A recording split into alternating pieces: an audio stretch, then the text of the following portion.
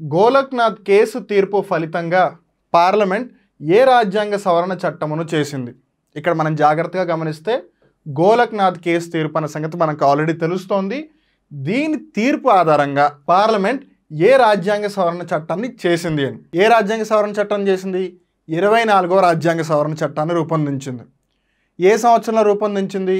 1971వ సంవత్సరంలో రూపొందించింది. సో ఇక్కడ సంవత్సరం సంబంధించి మనం గుర్తుపట్టే ముందు 24వ రాజ్యాంగ సవరణ అని ఎన్ని ఉన్నాయో ఒకసారి గమనిద్దాం. 24, 17, 42, 39. సో ఆబ్వియస్లీ 24 ఒకటే ఉంది కాబట్టి ఇర్రెస్పెక్టివ్ ఆఫ్ ద ఇయర్ మనం ఒకటో ఆప్షన్ని పిక్ చేసుకోవచ్చు.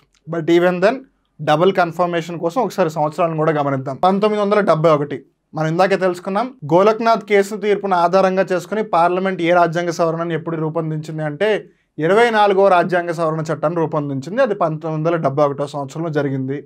అందుకు గాను మొదటి ప్రశ్నకి సంబంధించి ఒకటో ఆప్షన్ సరైన సమాధానం.